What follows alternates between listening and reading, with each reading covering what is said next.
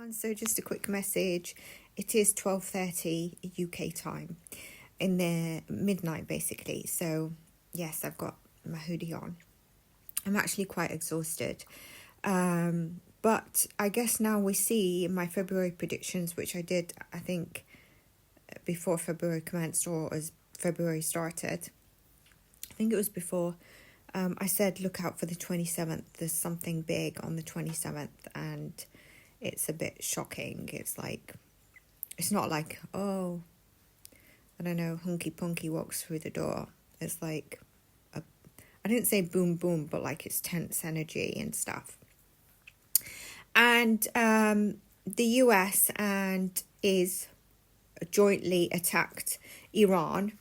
Obviously, when I speak politics or of any leader or anything I say, I'm neutral, but also it never represents the public, right? They're all sort of the same. So whether I agree to what was done or not, I do want to say that this could have strong consequences. But I wanted to say about our 27th of Feb. It is the biggest highlight of the month, isn't it? I think a lot of people would have said the solar eclipse, etc. Let me know if you're starting to feel a bit tired in your body, etc. I think the lunar eclipse energy is coming in already. So that happened. So Iran retaliated by firing a US military base or a US base in Bahrain. Now, what that's done is caused what I predicted as well. We could see an unrest in the Middle East, and it was coming in my predictions that I've not been able to record from last week that I was noting as I was getting channeling. So that would cause possible unrest, that I see a possible unrest in the Middle East. And also, I've put a couple of videos out on if an attack happens, what has been happening. They're not seeing clear, so one is anticipating the other and it won't be a good thing. So I see that now it's saying that the Iranian leader has been seen unalived in rubble. That is something maybe we need to tap into, but I won't be surprised. And as Iran retaliated in that way, what's happened is obviously Bahrain is part of a GCC countries, which is the Gulf countries, and I believe there's 6 of them. There's Oman, Yemen, Saudi, Kuwait, Qatar, UAE, Bahrain. So there's 7 of them, right? I don't think I've forgotten any. How is this gonna affect unrest in the Middle East? Is because Bahrain is part of those 6 countries that tend to try and stay together. On top of that, debris of the missiles fell in the UAE. Some of you might know UAE as Dubai, which obviously then, as Dubai says, this is a safe place, don't worry about it, and we will retaliate against anything we don't agree with what was done, etc. Iran would not have wanted to upset those countries or the UAE. The UAE has a lot of Iranian people in it. And so then you obviously get the other GCC countries, which could be Saudi, etc., and Kuwait, saying our country is safe.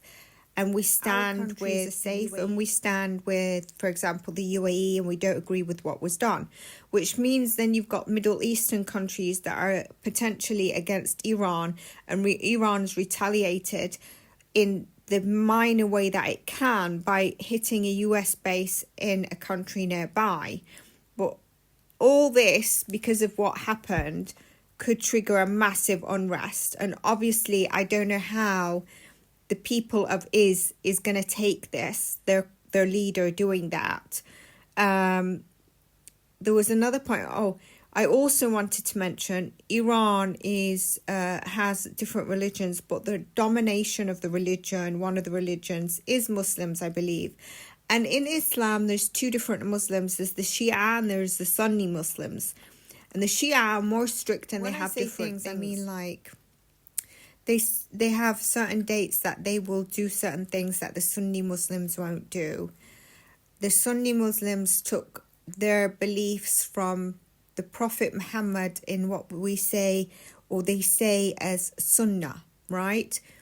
What I'm getting at here is that there is a difference, but it's during the holy month of Ramadan. This just came to me actually while I was talking about this. There's people fasting, right? I don't think it was a good time to do this. And I'm not sure that I agree with it. Now, what's that mean? We got our prediction on the 27th, right? We got the prediction of we could see real bad unrest in the Middle East following this. I'm not sure how things are going to plan out right now. So we will do some predictions. We will do predictions. And I don't know how Iran are at the moment. I don't know if there's been many civilians in Iran that have been killed. So that's one reason that I wouldn't agree with these things.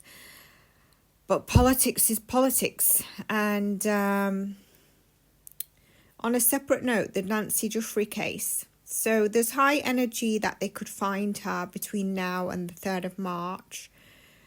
But this could also, there's a potential that it could take a bit longer. I haven't pulled cards. But I do want to say, let's say your mum went missing 3 weeks ago.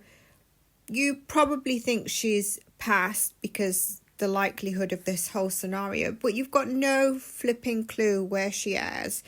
If she's struggling, if she has passed, she's not laid to rest. Would you be able to return to work?